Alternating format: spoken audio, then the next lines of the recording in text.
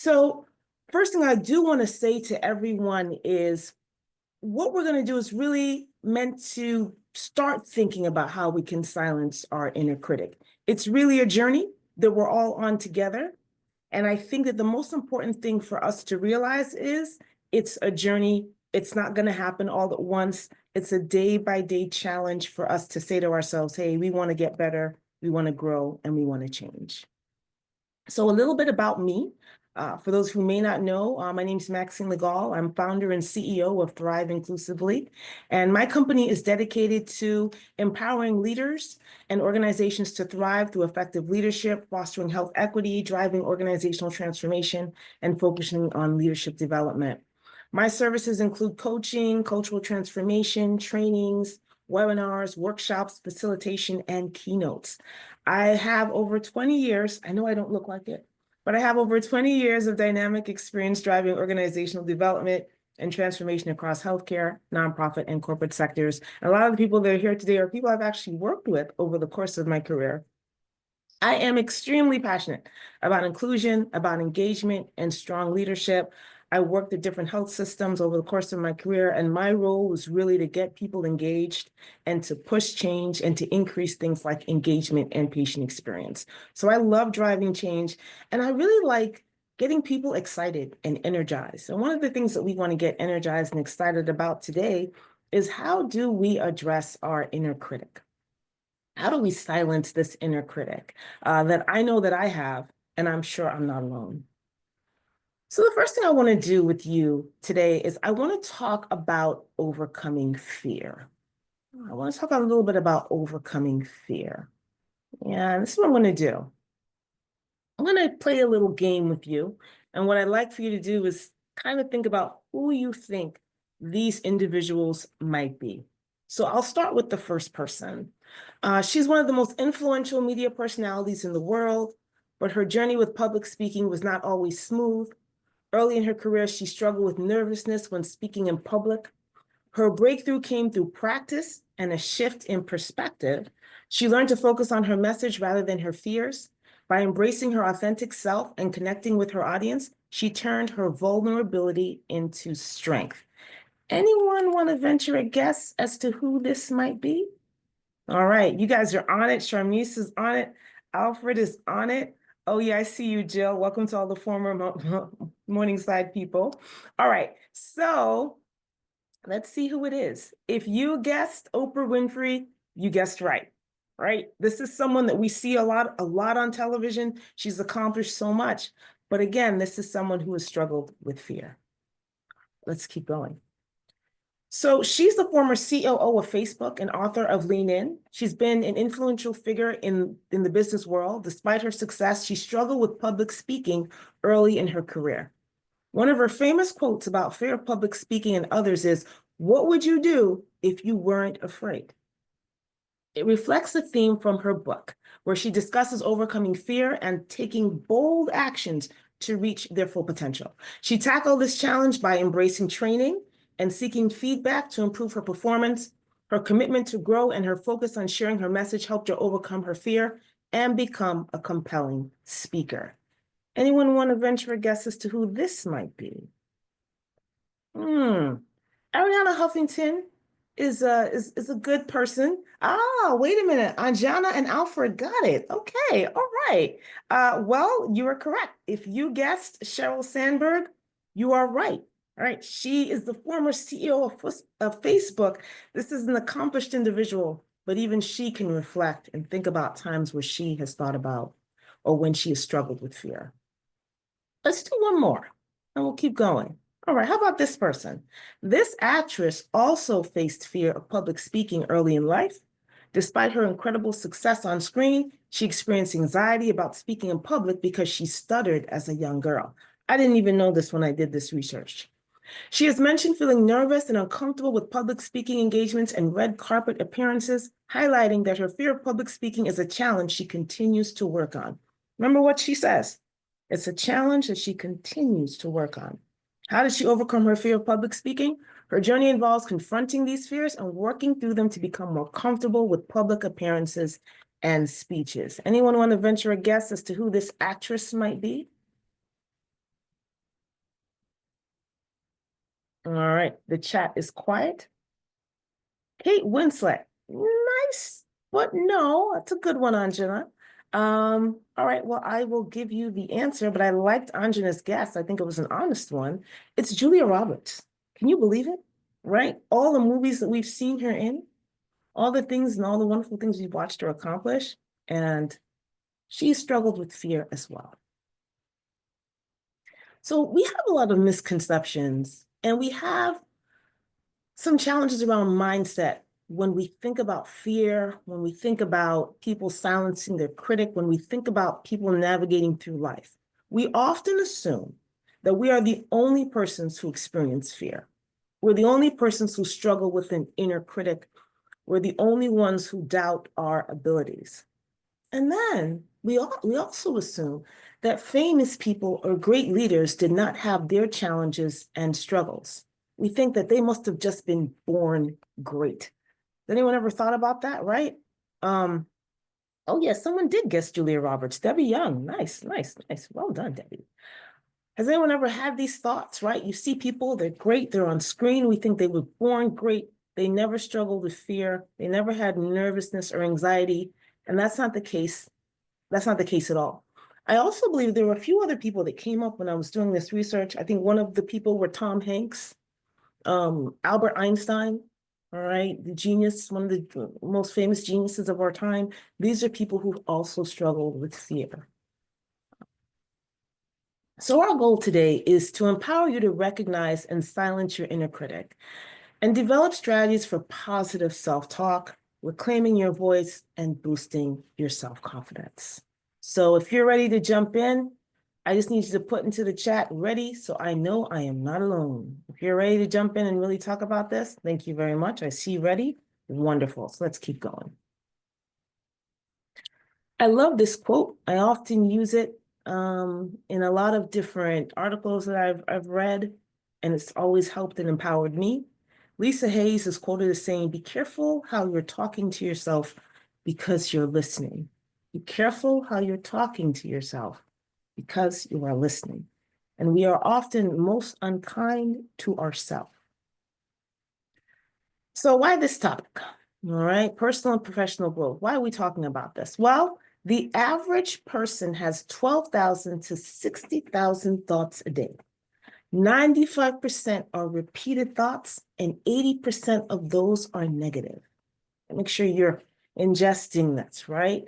12,000 to 60,000 thoughts a day. 95% are repeated thoughts, 80% of those are negative. Self-criticism is considered to be among the most common and destructive stressors linked to different forms of psychological suffering, including depression, perfectionism, imposter syndrome, social anxiety, eating disorders, post-traumatic stress disorder, and borderline disorder, among others. And then for the women in the room, the biggest challenge that women face at work is a lack of confidence, moments of self-doubt, and a harsh inner critic. 61% of women said their inner critic was the biggest factor, undermining their confidence at work, and 72% of women have experienced feelings of imposter syndrome in the past 18 months. So this is something that we've seen that a lot of people have struggled with. And if you felt that way, I have felt that way myself as well. So what is this inner critic? The inner critic manifests as an internal voice, characterized by self-judgment and a critical stance towards oneself. This voice shapes self-perception and contributes to feelings of inadequacy, anxiety, or depression. So how do we identify this inner critic? This voice critiques us harshly. If you hear a voice saying things you would never say to another person, likely that's your inner critic. The inner critic repeats itself. If you're plagued by the same thoughts over and over, not really thinking, but rather hearing a broken record, that's likely your inner critic. If you hear a thought you know is irrational or untrue, but the thought won't leave you, chances are that's your inner critic. The inner critic may take inspiration from people in your life who played the role of outer critic. It adapts and expands on their behavior and often exists as a version of their voices inside your head. Listen for echoes of a parent, a sibling, a teacher, a boss, or the voice of societal institutions or major cultural forces. And so this voice, this outer critic that now becomes the inner critic may have come from different things that we were told, maybe as we were growing up, right? I know for some of us, we might have had wonderful teachers, but some of us might have had not so great teachers. Some of us might have had wonderful bosses, and then the flip side to that.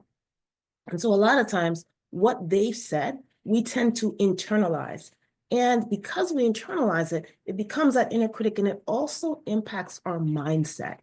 And it can determine whether or not we adapt a growth mindset or a limited mindset. So I want you to think about this just so you understand the origin of where this comes from. So there were more based on this article by Wood. There were more examples, but I really narrowed it down to 4 that we're going to talk about today. All right. The first voice is the perfectionist, your inner higher achiever, which pushes you to be the best at everything that you do. And an example of what that voice may sound like is, you'll never achieve anything great. You should not make a mistake. These are some of the things it says, right? You're perfect. You can't mess up that project. You can't mess up this presentation. You can't do this. You can't do that. You can't fumble. It makes you think that you have to be a perfectionist. The next voice. Oh, and let me say this. I don't know if anyone's willing to be honest, but I've heard that, right? Yes. Thank you, Stephanie. That's me, the perfectionist. Yes, I've heard that voice. I can definitely relate with you. All right. Debbie Young says the same thing. Let's go on to another one. The guilt tripper. This voice makes it difficult for you to forgive yourself. It keeps you stuck in the past. If you made a mistake, it's something 5 years ago, 5 months ago, 10 years ago, it brings it back up. It says things like, they will never forgive you. How could you have made that kind of mistake? You're a bad person. These are the thoughts that you'll hear when you're dealing with that guilt tripper voice. I've heard that voice as well. You know, a lot of times when we struggle to forgive, it's really about forgiving ourselves first. All right. And I thank you for the the transparency in the chat. What about the conformist? This voice forces you to conform to the expectations and values of your family, community, and culture. All right. So it says, do what they want you to do. And then it says things like, what will others think of you if you don't fit in? What will others think of you if you don't do what everyone else is expected to do? I've heard that voice as well. And then finally, there's the underminer, which makes you constantly doubt yourself. Every decision causing you to fear failure, right? There's no point. Why try when you'll fail anyway? Just you get an idea, you want to move in that direction. Here comes the underminer. What are you doing? Why even bother? All right, this isn't going to work, right? Those are the types of voices that you hear. Now, I did mention that there were other voices, but I only focused on 4 because I really felt like these were more of an overview of what people generally hear, but there are others. All right, so even if you may not be able to relate to some of the voices that we've outlined today, there are other voices, but I want you to go back to the slide before where I walked you through how to identify that inner critic. I want you to remember that. I want you to remember those steps, all right? And I jumped back just for a second, right? If it critiques you harshly, if it says things to you that you would never say to another person, okay? It repeats itself, right? It's like a broken record. And if you hear a thought you know is irrational or untrue, chances are that's your inner critic. All right. And I found this quote to be helpful for me. It was in my head, so I actually put it on paper, but I would often walk into rooms and criticize myself when I was doing presentations or projects or things like that. And I found with time that I was harder on myself than the people in the room, right? And so oftentimes the critics in the room are not as loud as the critics in your head. Be careful what you tell yourself. And that's why a lot of times when you go in and you have to present or you have to do something, it's always important for you to take a pause, take a deep breath, right? One of my mentors always says, when you're in a meeting and someone asks you a question, and it's a question that, may be difficult to navigate and answer, it might be a question where you may not fully know the answer yet. She always said to me, whenever she found herself in the hot seat, which was a lot, she would say she would pause. She'd take a deep breath. She would close her eyes, she would open, and then she would move forward. And so a lot of times we have to get ourselves in the habit of pausing, because when we're walking into these rooms and into these spaces, this is when we're going to hear those voices. And it's important for us to pause for a moment, right? Make sure that we're saying to ourselves, wait a minute, how am I walking into this room? How am I presenting myself in this room? Let me think about the thoughts that I have, right? And we'll talk a little bit more about strategies as we move through the presentation today. So, what are some of the negative impacts of your inner critic? Well, depression, right? And we may have seen that with other people. We might have experienced it ourselves. We are at a time right now, within our country and also within just where we are employment wise, a lot of people are being laid off. A lot of people are losing employment. That in and of itself is devastating. But I find that when those things happen, people are even tougher on themselves, and they will tell themselves a story that's often not true. They let you go because you weren't good enough. They let you go because you never fit. They let you go because you didn't do your job well. And we start telling ourselves those types of things. And so oftentimes when people may lose their jobs, they may believe these thoughts and go into a state of depression because of it. And there are other instances where you might see that happen. It also may lead to anxiety, right? A lot of people may have anxiety around certain things. Applying for that role because you don't think that you can do that role well. Getting the role, getting promoted into the role, and still not believing that you can do that role. Being offered a project, throwing your hat in the ring for something big, and having the anxiety around it and saying, I cannot do this. I cannot do this, because your inner critic is telling you that you can't. And then imposter syndrome, right? Which makes us believe that we're not good enough, that we don't belong, and that we're a failure. Right? So these are the negative impacts this can have on us. Self-doubt and negative thinking can limit personal and professional growth. And so for all of us in this room, I know that there are things that we want to be able to do and accomplish. But we have to be mindful of the fact that our inner critic can actually limit us and make us think that things that we are purposed to do, called to do, can in fact do, we're not going to do, because we have that self-doubt and that negative thinking. So let's take a moment to reflect. You don't have to put this in the chat. This is really meant for you to do internally. But I want you to think about, what was the most recent self-critical thought that you had? What was the most recent self-critical thought that you had? Did you believe the thought? I missed one here. It'll come up in a second. What did you do with this thought, and how did it make you feel? So we're just pausing to reflect. What was the most recent self-critical thought you had? How did it make you feel? Did you believe it when you thought it? And what did you do with this thought? Let's take a moment to think about that. All right, give you a second. Give you a second. All right. So I want you to hold that. All right, we're going to keep moving, but I want you to hold that and think about that and what that experience was like for you.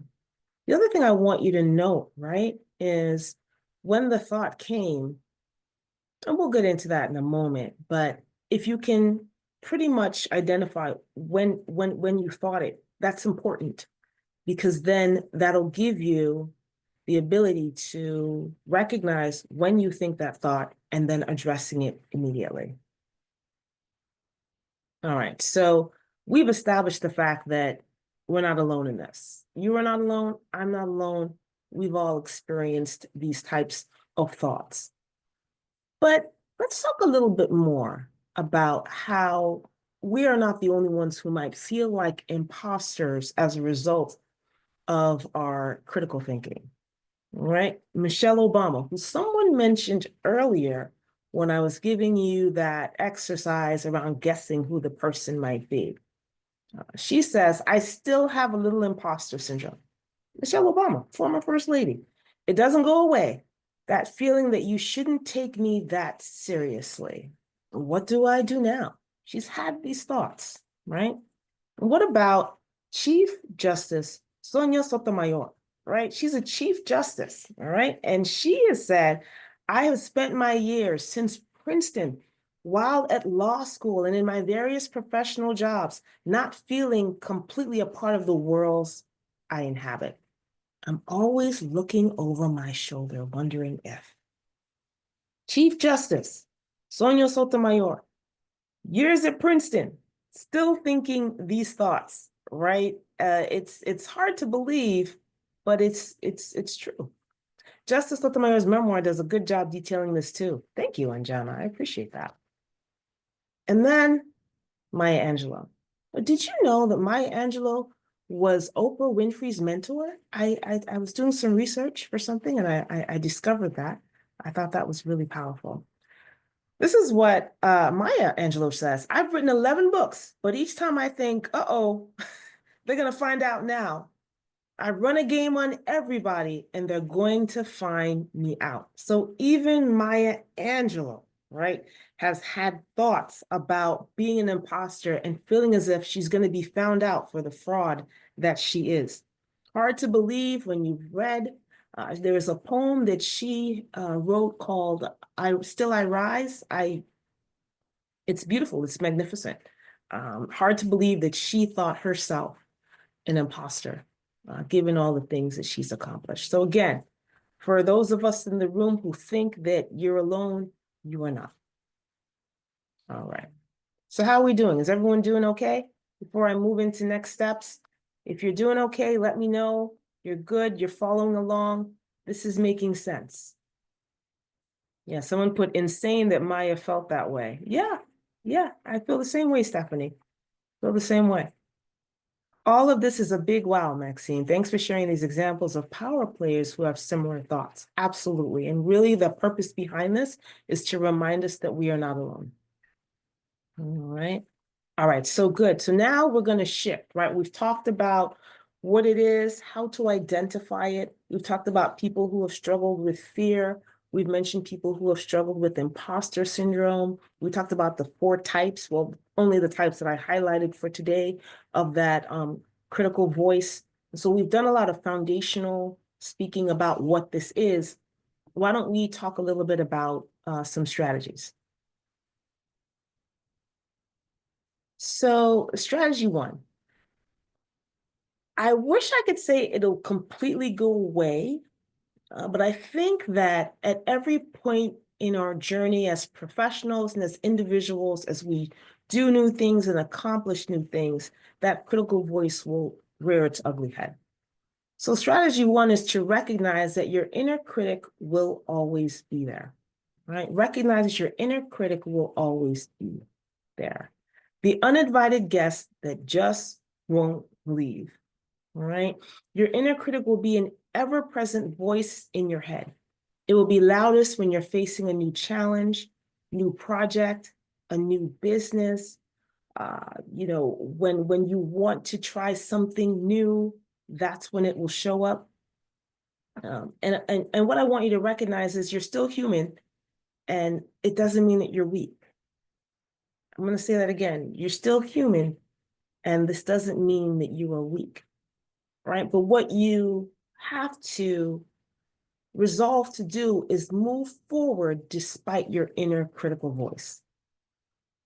It's always going to be there, but you have to make a decision like Oprah Winfrey, right?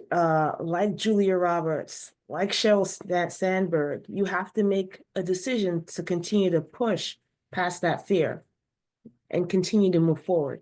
Because if you don't, then it will continue to hold you back. I'll speak clearly, I'll speak honestly about myself, right? It's been a never-ending challenge to face fear.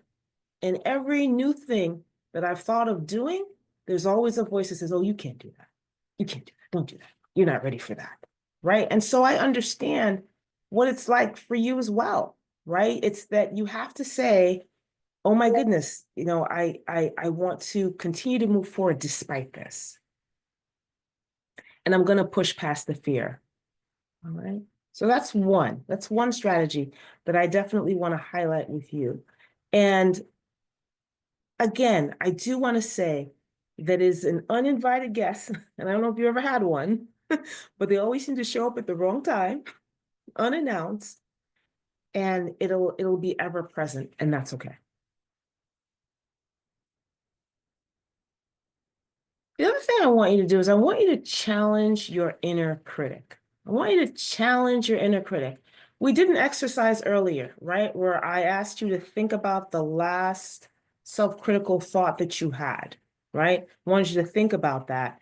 And the reason why is because I wanted you to think about when did the thought actually come into my mind? Because the minute it comes into your mind is the moment you need to challenge it. The minute it comes into your mind is the moment that we need you to challenge it. And so what you're going to say is this really true? Now, Stephanie Gareno is on. She and I worked together at Morningside, and we did something called a bronze belt, which is part of lean training. And so one of the things that you have to do when you are doing a project or an A3, where you're trying to get to the bottom of a problem that a unit might be having, a department might be having, why there might be a delay in the emergency department, is you'd have to do a root cause. You'd have to ask questions as to why this problem keeps happening. Well, it's interesting. Same thing applies when you're talking to your inner critic. You want to apply the 5 whys. That's one of the things that our chief transformation officer at the time kept having us do. And it was very frustrating, but it was effective. And so let's say your inner critic thought comes and says, I'm not good enough for this presentation. I can't do this presentation. So you ask, why? Because I might make mistakes and people will judge me. Okay. Then you ask, why? Because I'm afraid of looking incompetent in front of others. Well, you ask, why? Because I had a bad experience in the past where I was criticized for a presentation. Why? Because I associate criticism with not being valuable. Okay. Why? Because I often felt like I had to prove myself to be accepted when I was younger. And so, do you see what I did there? I walked us through, if you will, those 5 whys so that you can begin to challenge, where is this coming from? And begin to address it. And so I want to pause again for a moment. And I'd love for you to do this just for yourselves, right? Um, yes, Jihan. She says thank you, G. A3 and 5 Y. She's loving it. And Jana says, we do RCAs for patient safety incidents, but helpful to implement for ourselves too. Exactly. Yes, Matt. I love the root cause. Yeah, definitely. So why don't we take a moment, right? Someone wants to know what an RCA is. I know what it is, but I'd love for someone to put it in the chat. Someone wants to know what an RCA is. Root cause analysis, absolutely. All right. And so Sharmise, so yes, she said thank you. Again, a lot of the things we would do within healthcare. Why is there a delay in the ED? Why are we seeing a bottleneck? What's really getting in the way? We bring people in to do an A3 or a project. We get the players in the room and we say, we're going to do a root cause analysis to find out why we're seeing a delay in the emergency department. And we'd walk through different steps, identifying exactly what is exactly the problem, and then doing a root cause and chiseling away at what might be causing that problem. So what I'd like for us to do just for a moment is I'd love for you to think about a thought that you had. It could have been the one that I asked you to think of earlier. And then I want you to walk yourself through the 5 whys. All right. I want you to walk yourself through the 5 whys. and ask yourself, why? And you're going to ask, each time, why? All right. I don't know. Again, I don't want to make this too personal. People may not be comfortable sharing, but what I'd like for you to do is just honestly do it internally for yourself. If anyone feels like I can share, or Maxine, I have a 5 why that I'd like to walk through, let me know. But for the most part, I'm happy to do one on myself. In fact, right now, okay? I actually challenge myself or have issues with my inner critical self. I'm also a singer. And so when I have to sing, I have to talk myself into singing at certain places because I have fear around it, right? And so someone might say, Maxine, can you sing for this event? Maxine, can you do this? And I'm like, I can't sing there. I don't want to sing at that event. And I gotta walk myself through the 5 whys. I got asked to sing several weeks ago at a church, and they said, can you come back and sing? And I said, I can't sing there. And I said, why? Because I sang there before and I didn't like the song that I sang, and I don't think that they liked it either. Why? Because after I sang the song, I wasn't sure if it really reached the people in the room. Why? Because the song was vocally challenging and I over critique myself whenever I sing that song in particular. Why? Because I always try to push myself to sing more vocally challenging songs, and I'm scared of that. And so walking myself through, and I did sing at the church, by the way. I went, I sang. It was wonderful. It's really not about me anyway. It's really about giving a song to people to encourage them. So I just want to put that out there. But when I had a conversation with myself about why I shouldn't sing at that church, it really made no sense at all. Um, and I went and I sang, and it was great.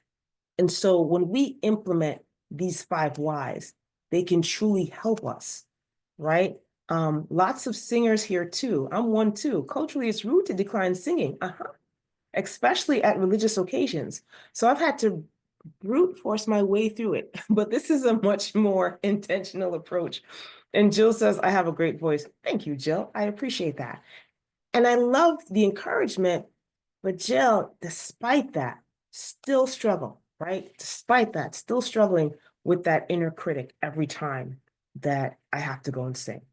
So that's one strategy that I'm going to leave with you today. Let's go on to another one. Oh, I did put at the bottom of this slide, remember your purpose and your goals. Remember what it is you actually want to be able to accomplish. And don't let that inner critic voice get in the way. I know everyone on this call right now has goals that they want to be able to accomplish, things that they want to be able to do. You don't want that inner critic to hold you back from doing that. And that's why you need to challenge it. All right, strategy 3, practice self-care and self-compassion. So we are often most cruel to ourselves, and we are often most cruel to ourselves when we are stressed. So let me ask you this, are you taking care of yourself? All right, are you taking care of yourself? Healthy eating, proper sleep, exercise, prayer and meditation. These are things that you have to do. Now, some of us have very challenging roles. We're busy, we're busy, we're busy, we're busy. But I have to tell you, no matter how busy you are, it is critical that you're taking care of yourself. We often hear the story, or we often hear the instructions when we are getting on a plane, right? What do they say? I don't know if anyone even still watches, anyone still watches the flight attendant when they do this, but I pay attention. You open up a little foldable pamphlet and they say, should the cabin lose pressure, mask will fall from the ceiling. Please be sure to put on your mask first before you put it on anyone else. Why do they say that you should do that? Because they know that if you don't do it, you'll pass out, okay? You'll literally pass out if you don't take care of yourself. You have to put on your gear first, as Sharmise said. You have to take care of yourself, all right? And the proper sleep is also important. And exercise doesn't have to be lifting crazy weights or doing marathon runs. It can be as simple as taking a walk daily. It's also good for you to get out, get out. The weather is beautiful now. To get out there and experience nature, that's good for you. These are things that you have to do for yourself. And it also lifts your mood and changes your perspective. Walking away from a stressful email and taking a walk makes a big difference before you reply. When you come back, you're in a better place. So these are things you should do. And then I also put prayer and meditation, whatever that might look like for you. For me, it's definitely prayer. That definitely sets the tone for me for the rest of the day. Be honest with yourself and what you are feeling. Be intentional with addressing your feelings. Be honest with yourself and what you're feeling. And I'll touch on this on another slide too. But I want to say that when we talk about being honest with ourselves and what we're feeling and be intentional, be honest with yourself and seek help if you need to, right? Seek help if you need to. There are so many different solutions, resources that you can tap into, be it counseling, be it coaching, be it mentoring, which we'll talk about. These are things that you can do to kind of help you identify and be honest with the feelings that you might be having and be intentional with addressing them. Using someone or a friend as a sounding board is also a great way, a trusted friend, of course. And then the final point on this slide says, treat yourself as you would a friend. If you wouldn't say it to a friend, don't say it to yourself. Imagine having a friend and all that friend ever said to you was, you're not good enough. I mean, that's a friend I wouldn't want around, right? And yet we do that to ourselves. Imagine having a friend that comes around and says, you're not ready. You're not ready. What kind of friend is that? Well, you're supposed to be in my corner. You're supposed to encourage me. If you wouldn't say it to your friend, why on earth are you saying it to yourself? So these are things that I want you to be intentional about and things that I want you to think about. Okay, keep going. And then I want you to adapt a growth mindset and be willing to reframe your thoughts. So we have a difference here, right? We have a growth mindset and we have a fixed mindset. I just tapped into her book. I have it right here. It's actually pretty good. You probably won't be able to see it because I have my background on, but there's a book called Mindset, The New Psychology of Success. It's by Dr. Carol Dweck. For those of you who love to read books like Anjana and a few other people, if you like to read books, this is a great book. But this slide is somewhat of the foundation for what she says in the book itself. So you want to move from that fixed mindset to the growth mindset. What's the difference? All right. A fixed mindset says things like, failure is the limit of my abilities. So once you fail at something, you use that as a means to say, I'm not going to get any better.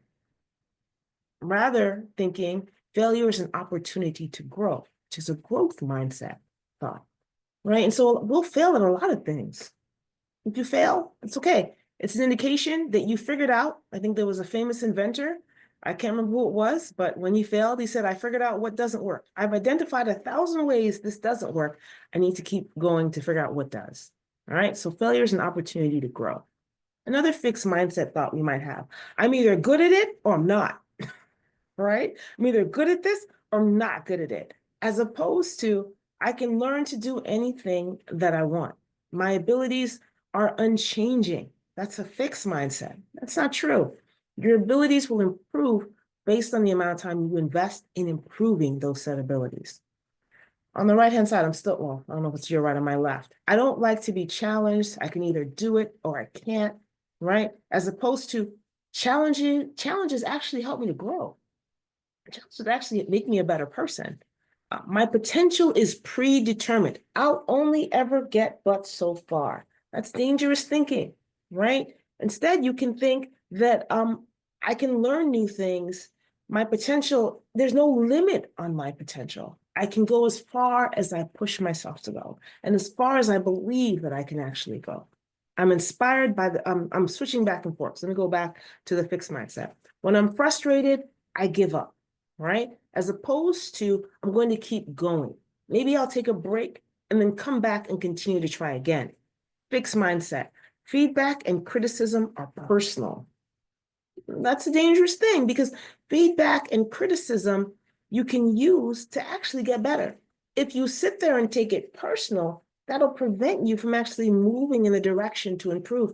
A lot of us on this call can relate. We've all worked for an individual who would often put his ideas in front of all of us for us to criticize them. That's what he would do. And we would rip it to shreds. And he would take it and say, thank you. And he would go back and make it better. Another fixed mindset way of thinking, I stick to what I know as opposed to I like to try new things. I want to tell you this story. When I was working in an organization that allowed us to get the Master's in Business Administration for free. They were giving the degree away for free. As long as you got into the program, you took the GMAT and you got in, they paid for the MBA. And I wanted the MBA so bad. I said, I got to get this. I wanted the degree. I thought about it. I really wanted it. I was sitting in my office one day and a manager came by. She ran one of the ambulatory units. She came by and she just checked on me. Hey, how you doing? How's everything? What's going on? I said, I'm doing great, blah, blah, blah, blah. She said, what's on your mind? I said, they pay for the MBA here? She goes, yes, they do. I think she was already in the program, but she said, yes, they do. I said, yeah, I'd like to go back and get the MBA. And she was like, why don't you? So, oh, I don't know. I'm not good at math. I've never been good at math. I don't know if I'd be able to pass these courses. You got to take calculus, managerial accounting, and I have a little girl, I need to spend time with her. I just don't think I could do it. And she says to me, she says, well, let me ask you this question. If you go back for the MBA, how long will it take you? I said, about 3 years. About 3 years. If I go to summer school, 3 years. She goes, well, what year will it be in 3 years? So it'll be 2017. And she said, no. Where was I? Oh, no, I'm dating myself. Let me go back. I was even older. I said, it'll be 2014. She said, okay, so it's 2011 now. In 3 years, it'll be 2014. I said, yeah. She goes, well, 2014 is coming anyway, whether you go back to school or not. I was like, that's true. She goes, well, you might as well go back to school because it's going to come. Just give it a try.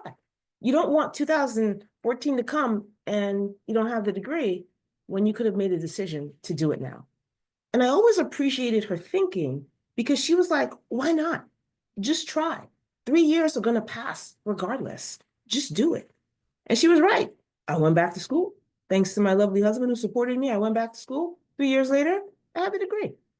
2014 came and I had that degree. And it was a matter of someone challenging my thinking because I was in a fixed mindset where I needed to be in a growth mindset.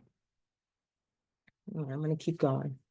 All right. And then I want to encourage you to adapt a growth mindset and reframe your thoughts. All right. Instead of saying, I don't belong in this room, you want to say something different. All right. I am worthy to be here and I've earned my spot at the table. See the difference? I don't belong in this room. You don't want to say that to yourself. Say, wait, I'm worthy to be here. They invited me to this meeting. I've earned my spot at this table. All right. I can't be an entrepreneur. I'm not good enough. Oh, I wonder where that came from. All right. As opposed to thinking that, right? You want to say, I'm a successful entrepreneur and I'm learning and growing every day. See the difference?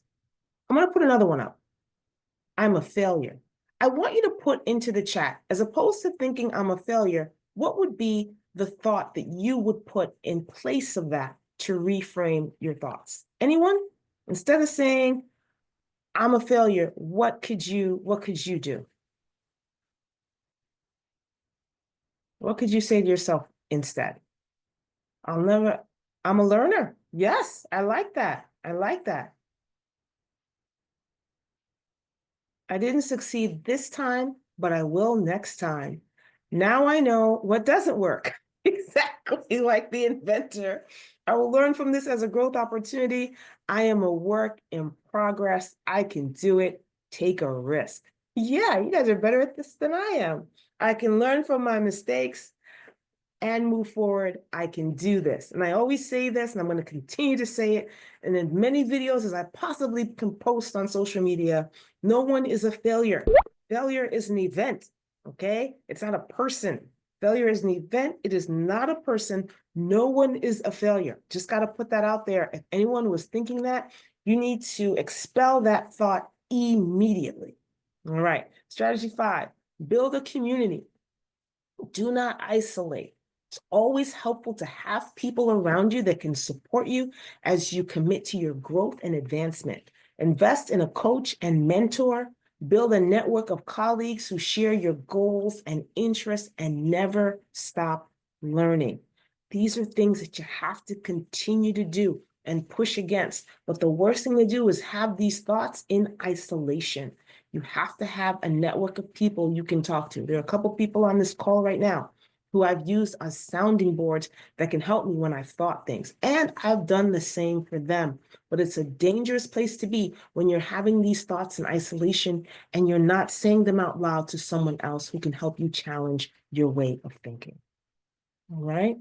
Okay, I'm going to go to a few other strategies and then we're going to wrap it up for today. Strategy 6 is a little different because I wanted to be able to share with you some of the tools and resources we have through Thrive Inclusively. And one of our strategies is to actually go through coaching with us. And so we're offering 2 different offers today. One is a deep dive coaching session for only an hour and a half that will walk you through the steps. It will come with a worksheet. We'll walk you through the steps of how to really silence your inner critic. We'll take a deeper dive based on what we discussed today.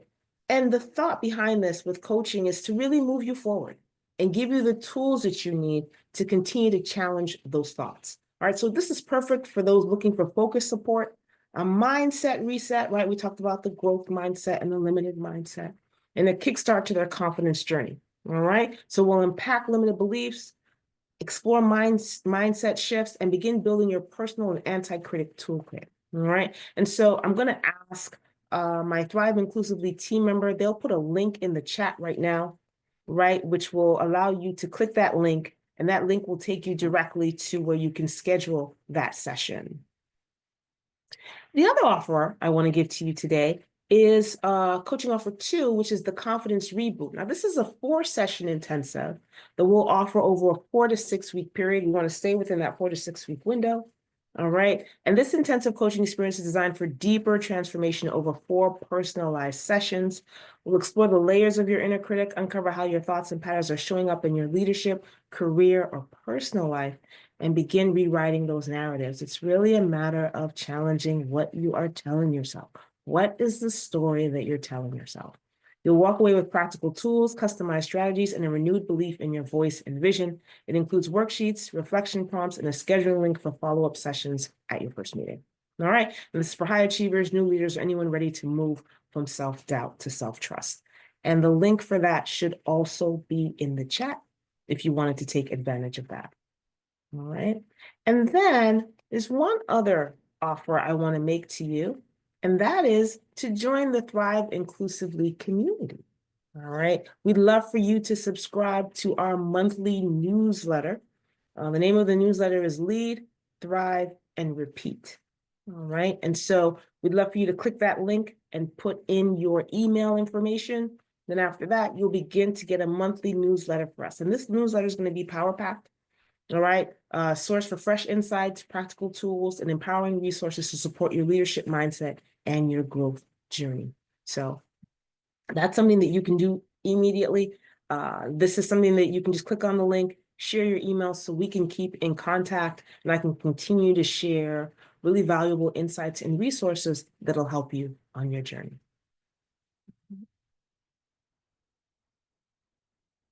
All right, and then for those of you who may not be connected with me yet, you can scan this QR code and that'll take you to my link tree where all of my socials are up and running. I am on TikTok.